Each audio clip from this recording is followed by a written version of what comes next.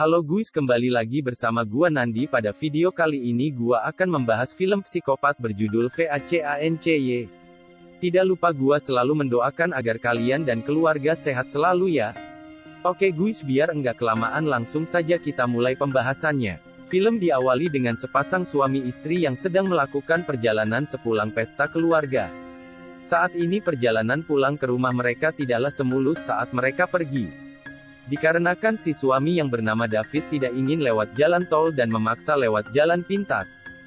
Di tengah perjalanan David terkejut dengan seekor rakun yang berada di tengah jalan.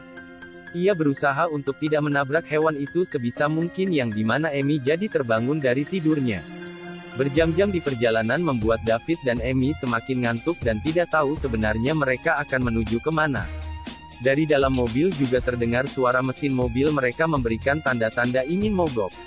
Wajar saja mereka tidak pernah melintasi jalan ini sebelumnya dan hanya menghabiskan waktu tanpa tujuan. Bahkan untuk menuntun jalan mereka hanya menggunakan sebuah peta yang dibawa di dalam mobil. Lebih parahnya lagi, David sengaja membawa mereka melintasi jalan biasa agar perjalanan menjadi lebih lama dan David bisa ngobrol dengan istrinya yang meminta cerai.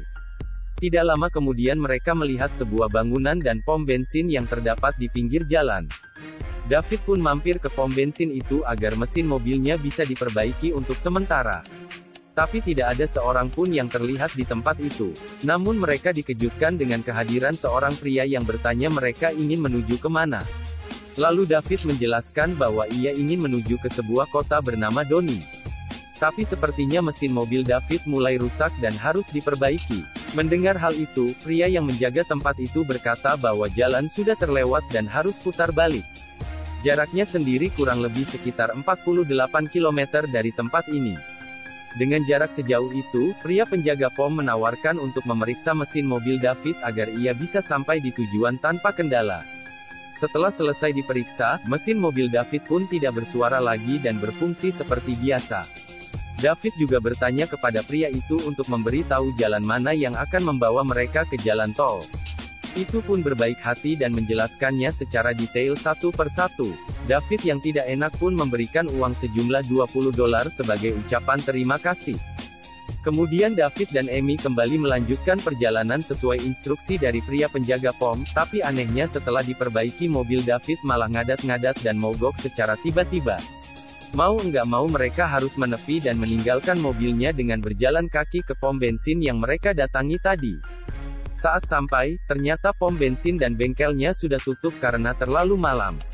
Amy pun memberikan saran mendingan mereka balik saja ke mobil dan tidur di dalamnya sampai pagi.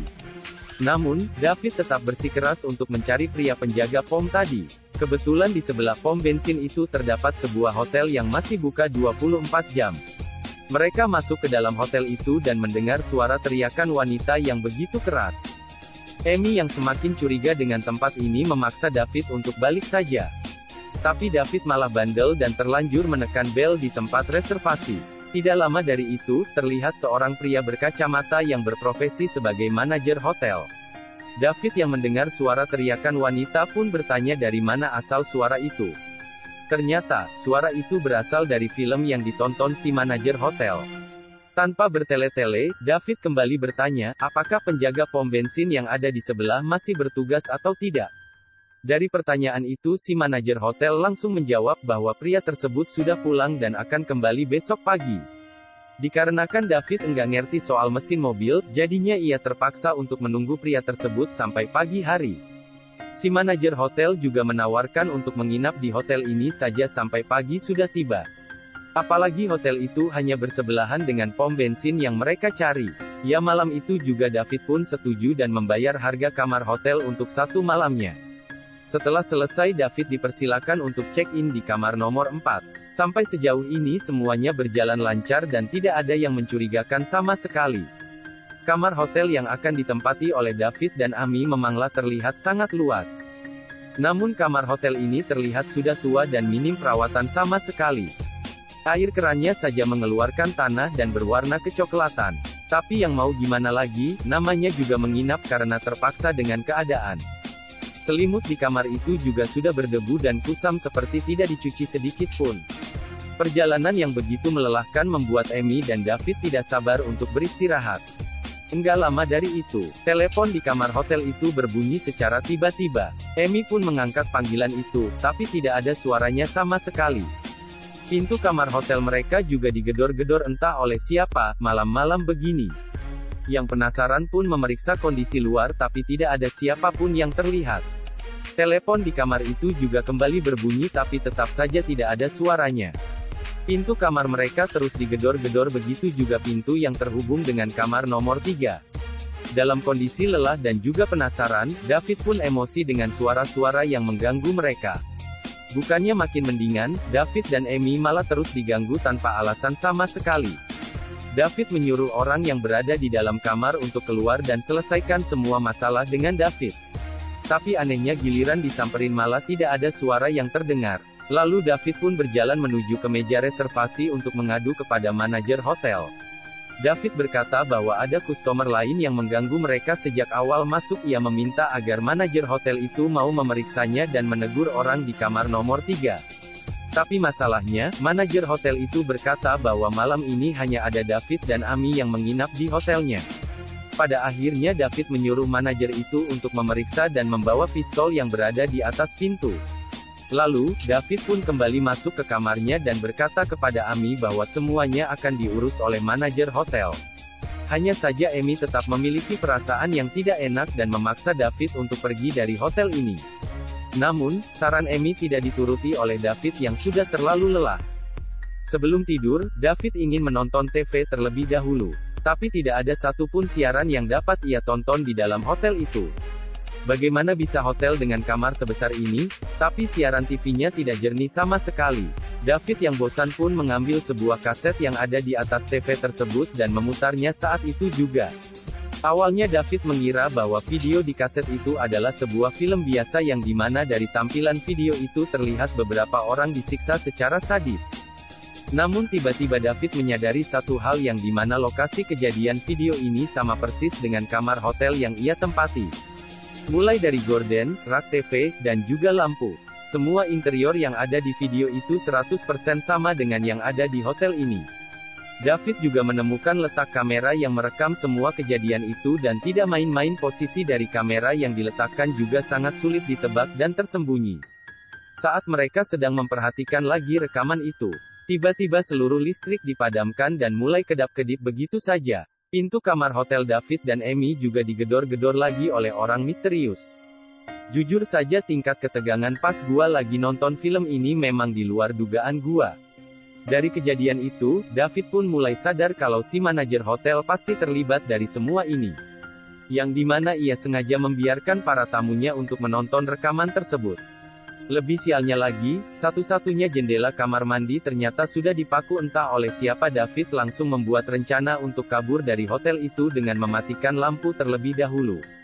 Saat mereka mencoba kabur, dari depan muncul dua psikopat sekaligus yang mengejar David dan juga Amy. Saat itu juga satu-satunya handphone yang dimiliki Amy malah terjatuh di halaman depan. Untung saja, mereka berhasil berlindung di dalam kamar itu. Amy yang disuruh untuk membuka jendela kamar mandi tetap saja diketahui oleh psikopat misterius. Beberapa saat kemudian situasi menjadi sunyi secara mendadak dan David berencana untuk pergi ke telepon umum. Kebetulan letak telepon umum itu berada di halaman hotel tersebut. Dengan nekatnya David mencoba untuk mengendap-endap agar tidak diketahui oleh dua orang psikopat. Enggak mau buang-buang waktu, David langsung menelepon dan berkata sedang dalam keadaan darurat. Namun ternyata sambungan telepon umum itu juga disetel agar mengarah ke telepon hotel. Alhasil pihaknya mengaku sebagai si manajer hotel. Seketika itu juga David ingin ditabrak oleh kedua psikopat itu menggunakan mobil. Ia terus dikejar oleh mobil itu dan untungnya berhasil masuk ke dalam kamarnya. Dari kejadian ini bisa disimpulkan para psikopat itu ingin agar David dan Amy tetap berada di dalam kamar. Apabila mereka berada di luar kamar, maka segala aktivitasnya tidak bisa terekam oleh kamera tersembunyi. Ternyata mereka sedang dipantau oleh kamera yang terhubung ke ruangan manajer hotel. Segala rekaman yang ada di dalam kaset merupakan perbuatan manajer hotel yang senang menyaksikan penyiksaan. Lalu, David yang sedang mencari jalan keluar di kamar mandi tidak sengaja mendengar suara papan kayu berada di bawah keset. Setelah diintip ternyata di bawah keset tersebut terdapat sebuah jalan rahasia. David yang ingin mengajak Amy masuk ke dalam lubang itu malah melihat Amy yang sedang mengintip dari jendela. Di halaman hotel terlihat sebuah truk yang datang malam-malam begini. Mereka mengira itu adalah seorang tamu yang ingin menginap di hotel itu. Maka dari itu, David dan Amy mencoba untuk minta tolong saat pria itu berjalan ke kamar mereka. Dari belakang muncul dua psikopat yang sudah menunggu. Saat itu juga David dan Amy bersikeras untuk memberitahu pria itu bahwa ada psikopat yang mengejarnya. Namun ternyata pria yang datang dengan truk itu sudah kenal dengan si manajer hotel. Satu dus kaset yang berisi rekaman penyiksaan malah diberikan kepada sopir truk itu. Dari sini gua berpikir bahwa si manajer hotel memperjualbelikan rekaman sadis untuk mendapatkan uang. Apalagi rekaman-rekaman yang dibuat oleh manajer hotel bukanlah rekaman rekayasa. Merasa diberi harapan palsu, David dan Amy langsung masuk ke lubang yang baru saja David temukan. Mereka terus menyusuri lorong itu yang dipenuhi dengan belokan ke berbagai arah. Dengan feeling yang begitu kuat, David menuntun Amy untuk tetap mengikutinya. Kemudian mereka secara tidak sengaja sudah tiba di ruangan si manajer hotel. Terlihat jelas di ruangan itu banyak sekali monitor di kamera tersembunyi di berbagai kamar. Mereka berencana untuk mencari sesuatu yang mereka bisa gunakan di ruangan itu. Amy menemukan sebuah telepon yang tersambung dengan jaringan umum. Ketika itu juga Amy langsung menelepon tapi belum memberitahu alamat sama sekali. Mereka dikejutkan dengan kehadiran si manajer hotel yang datang secara tiba-tiba bersama psikopat. Sialnya sambungan telepon 911 masih terhubung dan membuat manajer hotel itu sadar bahwa David dan Amy sudah sampai ke sini. Saat itu juga, psikopat yang berada di hotel langsung disuruh untuk mencari mereka berdua. David dan Amy yang masih berada di lorong mencoba untuk menghindari kejaran psikopat. Salah satu psikopat juga sengaja masuk melalui kamar mandi di kamar nomor 4. Di sisi lain, psikopat-psikopat itu terus mencari dan tidak menemukan David yang kabur bersama Amy. Malahan, Amy dan David menemukan sebuah ruangan yang merupakan ruangan gudang. Tidak mau beresiko, David langsung menutup celah masuk yang ada di ruangan itu dengan menggunakan sebuah lemari. Singkat cerita, terlihat ada mobil polisi yang menghampiri hotel tersebut. Pada awalnya David dan Amy tidak percaya dengan kehadiran polisi di hotel itu. Namun, Amy berkata, bisa saja melacak alamat dari sambungan telepon yang terhubung sebelumnya. Dan memang benar, polisi itu meminta izin untuk melihat-lihat seluruh ruangan yang ada di hotel itu. Ia juga sengaja dibiarkan masuk ke salah satu kamar yang lebih tepatnya kamar bernomor 3. Di sisi lain, David dan Amy dikejutkan dengan psikopat yang mencoba masuk ke gudang tersebut. Polisi itu juga sengaja dibiarkan untuk menonton rekaman sadis yang sudah terjadi. Tidak perlu waktu lama, polisi itu sadar bahwa semua kejadian yang terjadi memang berasal dari tempat ini. Saat itu juga ia pun mengeluarkan pistol sambil mencari si manajer hotel yang sudah kabur. David dan Amy yang berada di gudang langsung menyusul polisi tersebut. Mereka berteriak bahwa mereka merupakan korban dan polisi itu langsung mengajak mereka masuk ke dalam mobil. Mereka bertiga mencoba kabur dari tempat itu tapi sialnya sambungan mesin mobil sudah diputus oleh si manajer hotel. Dalam keadaan tergesa-gesa polisi itu nekat untuk memperbaiki mesin mobil sebisa mungkin. Namun tiba-tiba ia langsung disekap oleh psikopat dan dibunuh saat itu juga. Keadaan semakin kacau dan menjadi sangat mencekam ketika polisi itu tidak berhasil menyelamatkan mereka. Mereka juga selalu dikejar oleh kedua psikopat yang enggak jelas berasal dari mana. David yang berada dalam keadaan panik langsung memecahkan jendela kamar mandi. David juga menemukan tempat bersembunyi di atas plafon dan dari temuannya itu David memiliki rencana untuk kabur. Ia sengaja merobek sedikit pakaian Amy untuk dicantolkan ke kaca yang sudah pecah. Dengan tujuan agar para psikopat mengira Amy sudah berhasil kabur dari hotel ini. Padahal Amy disuruh David bersembunyi di atas plafon sedangkan David akan mencoba untuk mengambil senjata di ruangan reservasi. Saat David membuka pintu, ia langsung ditusuk oleh psikopat yang sudah menunggu. Amy hanya bisa melihat dari atas plafon sambil menahan suara tangisannya. David yang perutnya sudah terluka hanya bisa merangkak dengan harapan agar ia tidak ditusuk lagi. Si manajer hotel yang ngeselin itu malah merekam ekspresi David yang lagi menahan sakit. Bisa gue bilang ini adalah definisi sesungguhnya dari bersenang-senang di atas penderitaan orang lain. Ketika si manajer hotel masuk ke kamar mandi, ia melihat robekan baju Amy dan menyuruh kedua psikopatnya untuk mencari keluar. Berkat ide cemerlang yang dimiliki oleh David, Amy berhasil bertahan sampai pagi hari tiba. Ia pun langsung turun dari plafon itu sambil menghampiri David. Tanpa disadari ternyata sudah menunggu dan berada di belakang Amy. Amy langsung berlari ke halaman hotel dan melihat mobil psikopat yang terparkir di belakang pohon, namun psikopat yang mengejarnya langsung melompat ke atas mobil dan memecahkan kaca sunroof. Ketika itu juga Amy yang sedang menyetir mobil malah membabi buta dan menabrakkan mobil itu ke bangunan hotel.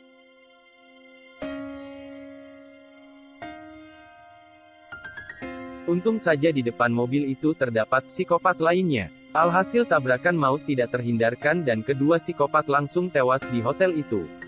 Lebih mengejutkannya lagi, salah satu psikopat itu adalah seorang pria yang membantu David saat memeriksa mesin mobilnya. Kini Amy berhadapan dengan si manajer hotel yang merupakan dalang dari ini semua. Amy bersembunyi di dalam ruangan manajer hotel dan mencoba mengambil pistol yang berada di atas pintu. Saat ia ingin mengambil pistol itu, dari belakang si manajer hotel langsung mencekik leher Amy dengan kabel telepon. Mereka pun bergelut satu sama lain untuk membuktikan siapa yang akan mati. Amy yang ditonjok-tonjok sama si manajer hotel mulai lemas saat itu juga. Karena sudah enggak tahan lagi, Amy langsung menendang burung manajer hotel itu sampai ngenyut. Dalam kesempatan itu, Amy mencoba mengambil pistol yang terjatuh tapi tetap saja dihalangi oleh si manajer. Bodohnya, manajer itu melempar Amy ke arah pistol yang jatuh dan seketika itu juga Amy menembak dirinya sebanyak 3 kali.